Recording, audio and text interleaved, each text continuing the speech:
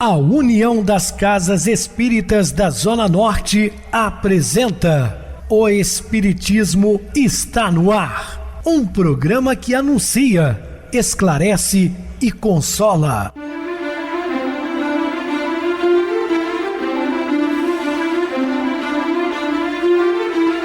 Não se turve vosso coração. Credes em Deus, credes também em mim. Na casa de meu pai há muitas moradas. Se assim não fora, eu vou-los teria dito, pois vou preparar-vos lugar.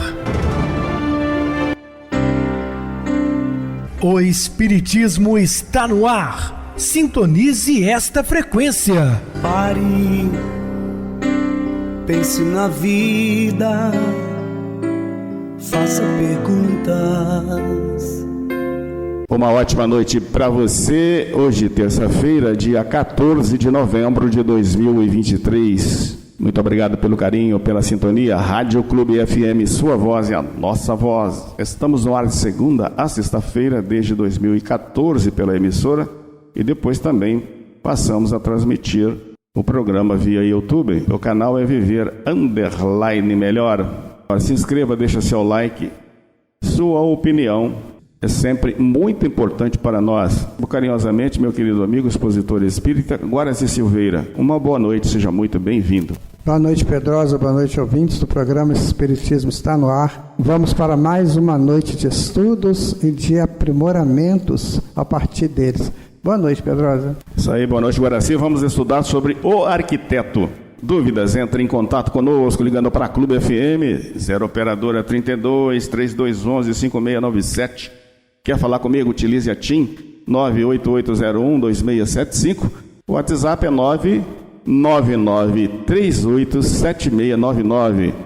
O e-mail espiritismo está no ar @hotmail.com. Interajam conosco, façam perguntas, tirem dúvidas, podem dar sugestões ao programa. Estamos à disposição dos ouvintes.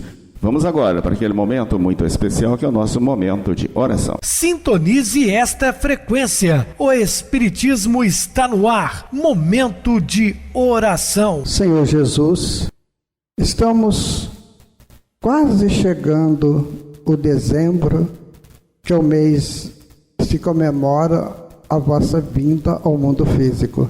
Nós damos o nome de Natal e isso ficou gravado em nosso inconsciente.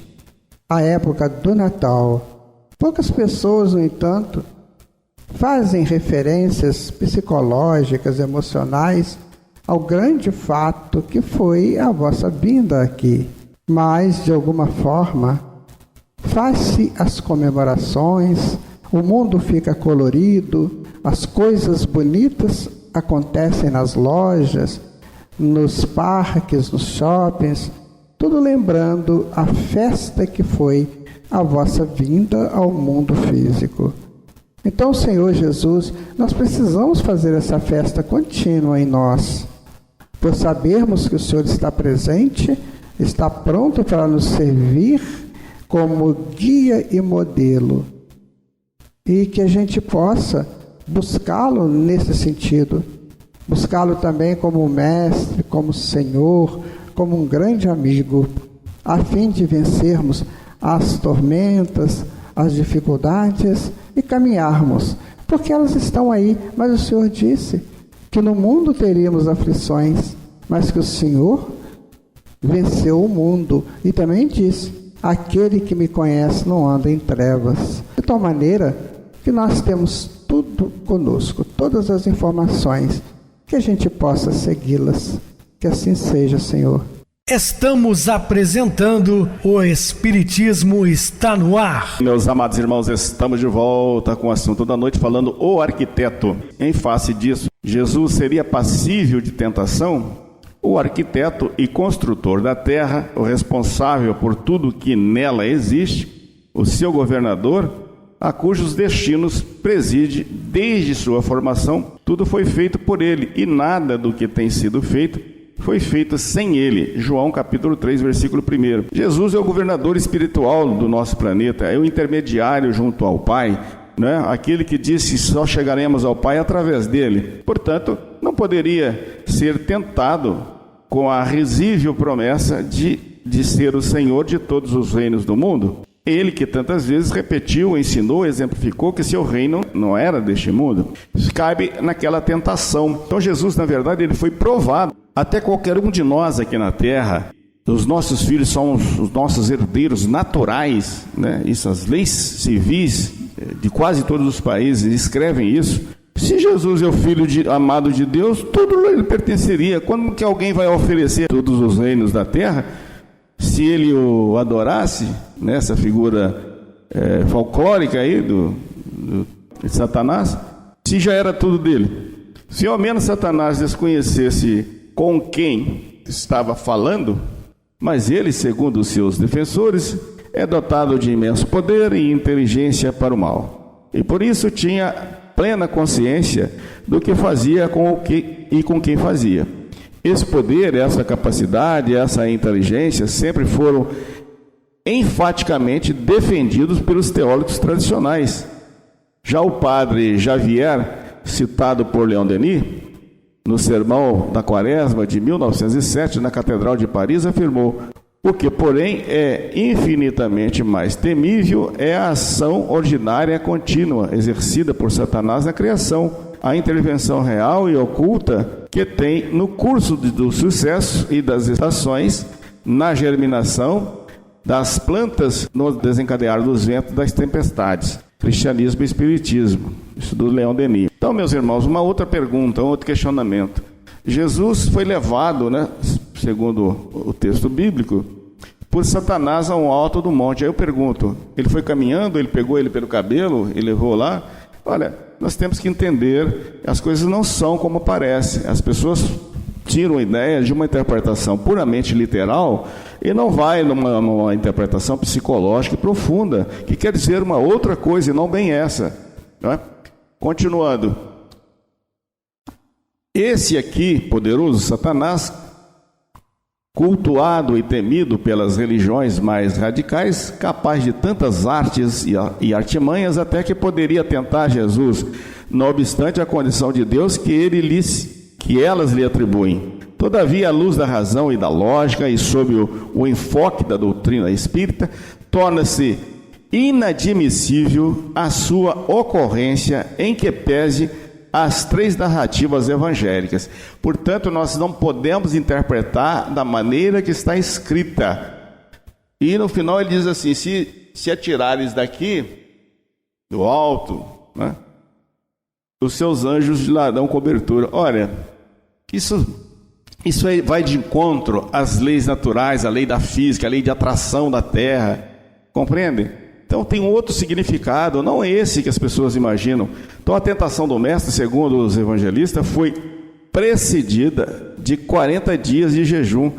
Vê-se aí a nítida influência dos hábitos e dos costumes religiosos dos judeus, que, a exemplo de outros povos, tinha no jejum uma de suas formas de penitência. Trava-se, inclusive, de uma manifestação de caráter marcantemente exterior, pois quando jejuavam, eles se vestiam com um saco, lançavam cinzas sobre a cabeça, assumiam um ar de profunda tristeza e faziam questão de se exibir em público. Foi por isso que Jesus os advertiu expressamente do Sermão da Montanha, que está registrado por Mateus, capítulo 16 e 18. E quando jejuares, não vos mostreis contristados, como os hipócritas, porque desfiguram os seus rostos para que aos homens pareça que o jejum. Ora, além disso, era ainda praxe entre quase todas as religiões, principalmente as orientais, a iniciação religiosa composta de práticas penitenciais e sacrifício para com os profetas, oráculos, sacerdotes e sacerdotisa. E o contrário, Jesus diz que não veio para ser servido, mas ele veio para servir. Isso vai de encontro aos ensinamentos do Mestre. Como grande profeta, Jesus não poderia, no entendimento daqueles que escreveram a sua história, ter se furtado a essa exigência, nem ser dispensado do teste final de sua iniciação, submetendo-se, como todos os outros, a uma verificação de sua capacidade de resistir aos apelos do mal. Uma outra coisa, Jesus disse que misericórdia sim, sacrifício não. Isso, penitência é um sacrifício, e Jesus não ensinou isso para ninguém, deixou muito claro no Evangelho de Mateus.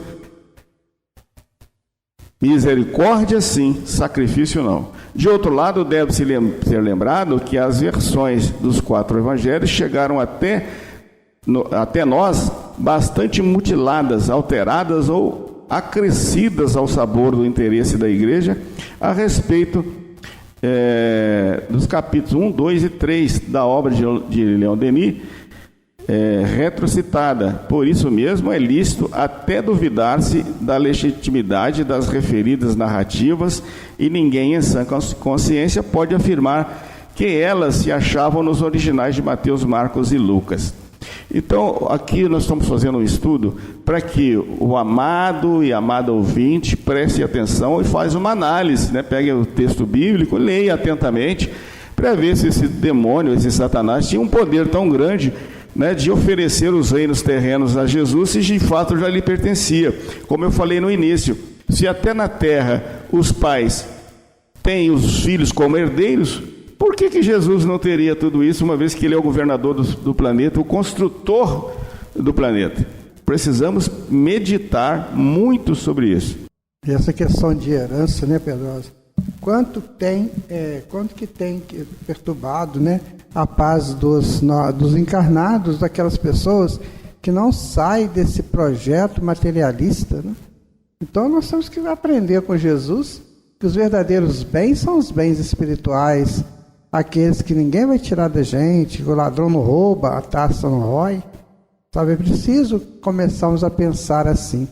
Tá certo que eu preciso do bem material para me dar um certo conforto, uma certa condição de vida melhor, mas é só uma vida enquanto eu estiver encarnado. E depois que eu desencarnar, e se eu me comprometer seriamente em função desses bens materiais, né? Vamos pensar sério sobre isso, gente. 2 considerações ainda merecem a nossa atenção. A primeira decorre da questão 625 do Livro dos Espíritos, em que Jesus é definido como o tipo mais perfeito que Deus tem oferecido ao homem para lhe servir de guia e modelo. Em nota à resposta dos Espíritos, o codificador ainda vai acrescentar: para o homem, Jesus constitui o tipo da perfeição moral a que a humanidade pode aspirar na Terra. Deus nos oferece como o mais perfeito modelo, e a doutrina que ensinou é a expressão mais pura da lei do Senhor. Porque, sendo ele o mais puro de quantos têm aparecido na Terra, o Espírito Divino o animava. Ora, ele, por ser o mais puro e evoluído de todos os espíritos que já passaram pela Terra, não necessitava ser testado ou tentado, não precisava de nenhuma iniciação e dispensava toda e qualquer lição dos homens. Tanto isso é verdade que aos 12 anos estarreceu, com a sua sabedoria e inteligência, os mais sábios doutores do tempo.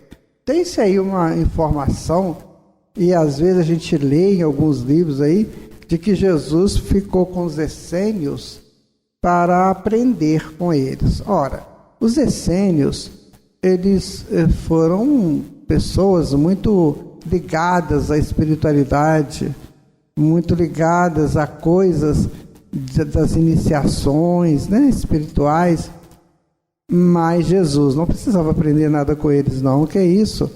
Se Jesus é o diretor do planeta, ele vai aprender com um que é aluno dele? Não, gente, nós temos que botar as coisas no devido lugar. Então, os essênios foram extraordinários nas suas feitos, né? Eles davam passe, sabia? Eles saíam pela rua oferecendo passe para as pessoas. Eles tinham um trabalho de fraternidade muito bonito, mas que, né, Jesus ultrapassava muito tudo aquilo. Então, sim, a gente tem que tomar cuidado quando vai se falar em Jesus, porque às vezes a gente vê até em outras doutrinas, né, assim, que não são cristãs, mas que se refere a Jesus. Eles falam assim, colocam Jesus como um ser que, como nas palavras deles, é acessionado. Mas, nossa, não é bem assim não, né? Fazem algumas alusões a Jesus, de que ele casou com Madalena. Gente, se um Cristo casa com um humano, ele explode o humano. Tamanha frequência dele. E Jesus não precisava desse relacionamento com o humano.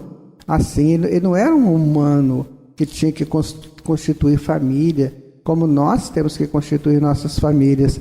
Jesus é muito além de tudo isso. A família de Jesus é a humanidade toda.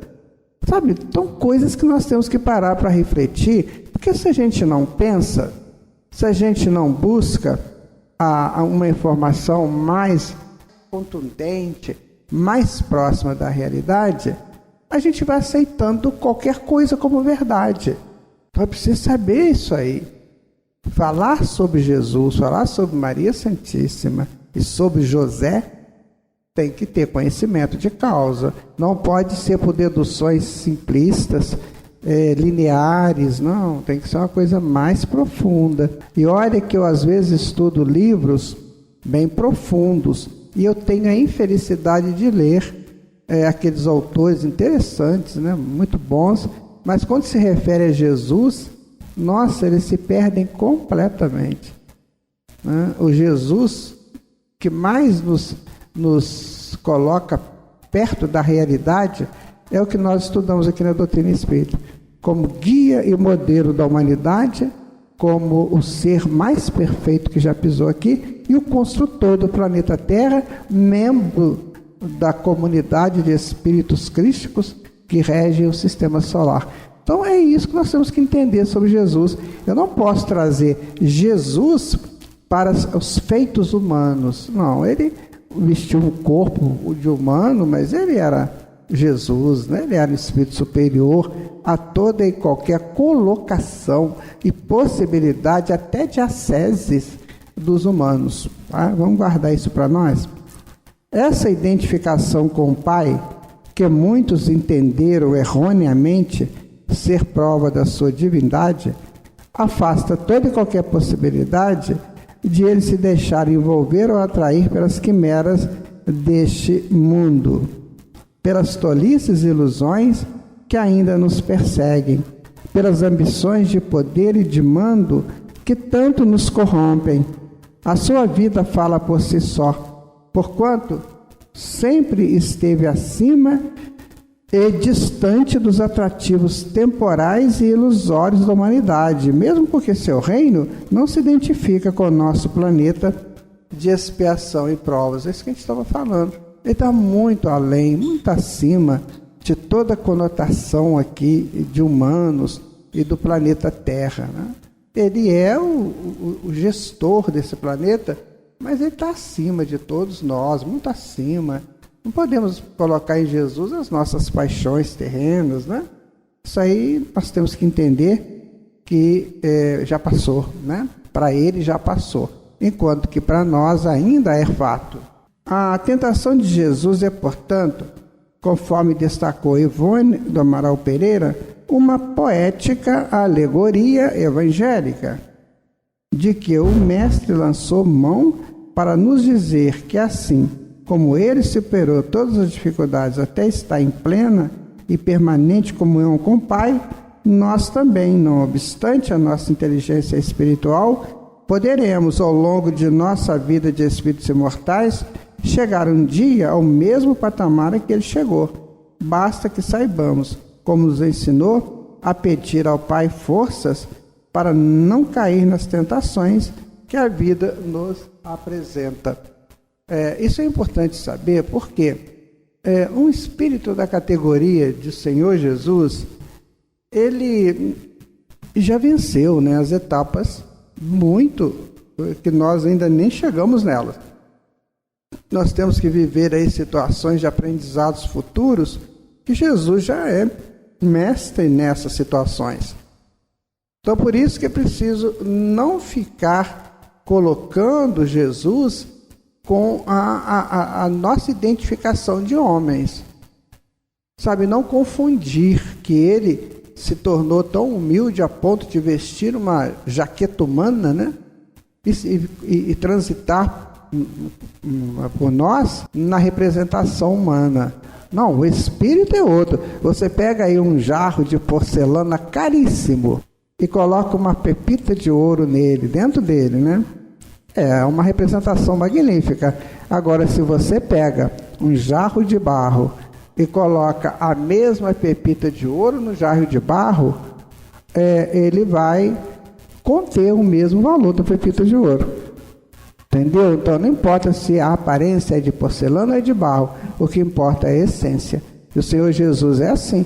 A essência dele está muito, mas muito além de toda e qualquer situação que a gente possa traçar como próxima do humano.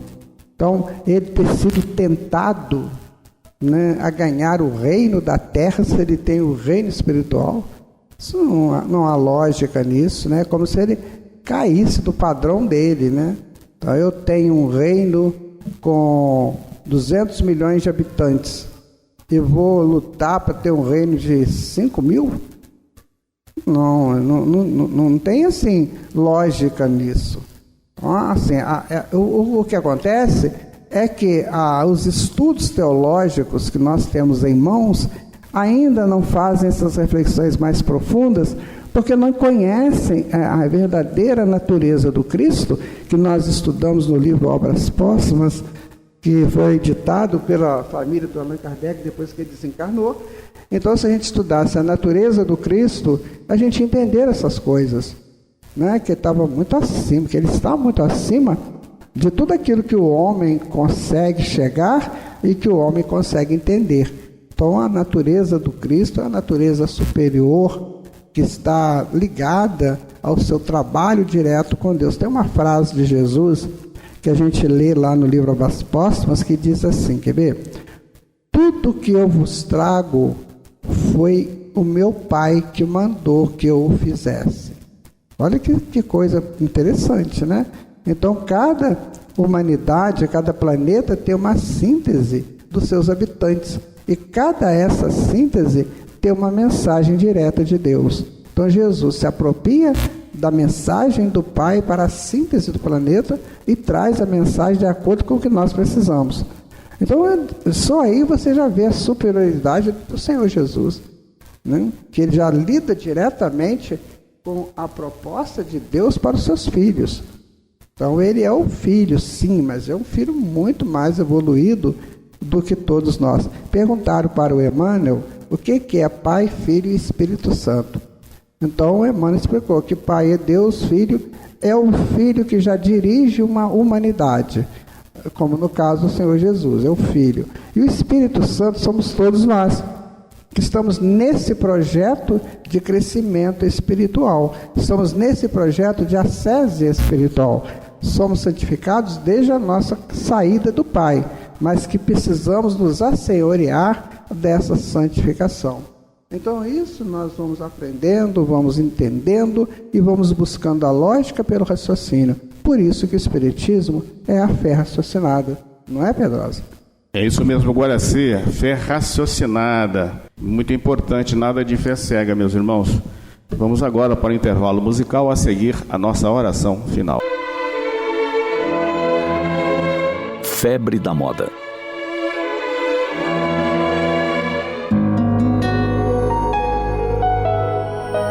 Toda época tem sua moda. E não somente no que diz respeito a roupas e calçados. Igualmente na música, o corte de cabelo, as festas. A própria gíria tem sua época e faz moda. Os brinquedos também. As bonecas imitam, para deleite das meninas, as modelos famosas, artistas da TV, misses, reproduzindo-lhes inclusive os guarda-roupas. Do vestido de gala ao traje esporte e de lazer. Lembramos que há alguns anos, uma verdadeira febre tomou conta das crianças com o lançamento de um bichinho virtual, o Tamagotchi. Tratava-se de um pequeno ovo de cristal líquido que continha um pseudo-animalzinho que, para viver, dependia de constantes cuidados. A criança que eu tivesse precisava providenciar, de forma sistemática, alimentação, banho, carinho. Se não atendesse no tempo exigido, corria o risco de morrer. Houve preocupação por parte dos psicólogos, no sentido de que, se o pequeno não soubesse lidar com as necessidades do animal, ele morreria muitas vezes. As angústias e frustrações relatadas à época foram muitas. Algumas crianças temiam que, enquanto estivessem na escola, o bichinho morresse por falta de seus cuidados. Ou então, criavam problemas, distraindo-se totalmente das lições escolares para atendê-lo. Se a questão fosse ensinar responsabilidade, o tal brinquedo criou inúmeras angústias e frustrações. Com uma agravante ainda. A morte passava a ser uma brincadeira, pois o bichinho podia retornar à vida com a dispensa de cuidados devidos ou a simples troca de baterias. Para um garotinho, surpreendido pela morte de um familiar, um amiguinho, bem poderia passar pela mente que ele poderia voltar à vida física com alguma ação mágica. Tudo num mundo de irrealidade. Aquela febre passou, mas sabemos que sempre novas aparecem, inundando o mercado, enchendo os olhos das crianças e exigindo investimento dos pais.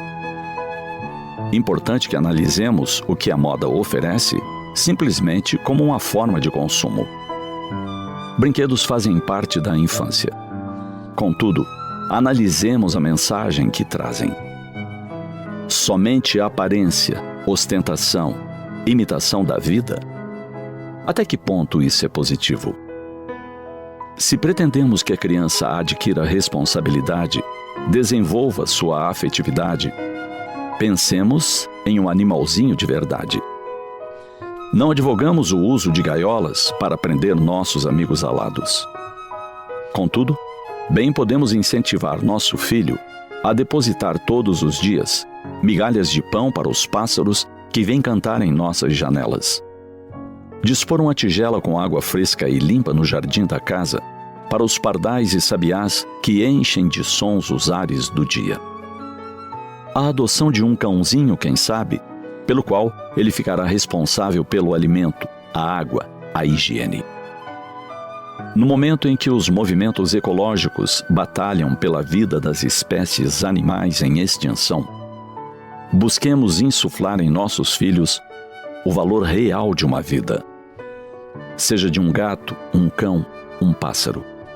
Recordar-lhes que a bondade de Deus a todos criou, e se colocou os animais como serviçais do homem, também confiou a esse o dever de os proteger e amar. Ensinemos esta lição aos nossos pequenos. Toda vida é preciosa e merece respeito. Sintonize esta frequência. O Espiritismo está no ar. Momento de oração. Meus queridos e amados irmãos em Cristo, qual será o homem de bem? O homem de bem é aquele que pratica a lei da justiça, de amor e de caridade na sua maior pureza. Se ele interroga a sua própria consciência sobre os atos realizados, ele sempre se pergunta se não violou essa lei, se não fez o mal, se fez todo o bem que podia fazer, se ninguém tem nada a se lamentar dele. Enfim, se ele fez a outrem tudo aquilo que queria que os outros também lhe fizessem. Aí está o verdadeiro homem de bem, o homem que segue os preceitos deixados por nosso Senhor Jesus Cristo. Então, meus queridos, minhas queridas irmãs, que sejamos criaturas de bem e que Deus nos abençoe. Meu querido irmão Guaraci, suas despedidas? Então, Pedro, eu deixo meu abraço a todas as pessoas que estão aqui conosco, as que vão nos ouvir depois, que todos tenham dias, noites, tardes maravilhosas, em nome do Senhor Jesus. Boa noite, meu amigo Pedrosa. Boa noite, Guaraci. Muito obrigado pelo seu apoio aqui no programa. Boa noite também a todos os amados irmãos ouvintes do YouTube, internautas do Brasil, do exterior, nossos irmãos da Zona Norte de Juiz de Fora, que nos acompanham com a rádio local 87,9, Rádio Clube FM. Continue ligados, ouvindo a nossa próxima atração, o programa Batidão com o DJ Tico, a seguir na voz de Ailton Moreno, o Encontro Central. Boa noite a todos e até amanhã, se Deus quiser.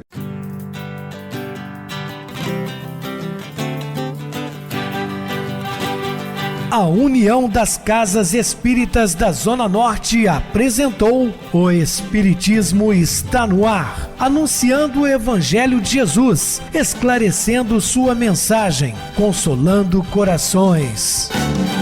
Olhe pro céu e descubra imagens de luz. Se tem Jesus, o amor todo que Deus te deu. Pense no bem, no melhor em que pode fazer. Seja o que for, também vai receber. De coração, ajude-me, irmão. A caridade é o caminho do amor. Faça ainda que possa sofrer, pois bênçãos de Deus há de ter. Ame, perdoe e viva melhor a natureza, o céu e o mar. Veja o encanto que a vida nos dá, a chance eterna que temos para amar, para amar. Olhe pro céu e descubra imagens de luz. Sinta em Jesus o amor todo que Deus te deu. Pense no bem, no melhor em que pode fazer. Seja o que for, também vai receber. De coração, ajude-me, irmão. A caridade é o caminho do amor. Faça ainda que possa sofrer, pois bênçãos de Deus há de ter. Ame, perdoe e viva melhor a natureza, o céu e o mar. Veja o encanto que a vida nos dá, a chance eterna que temos para amar.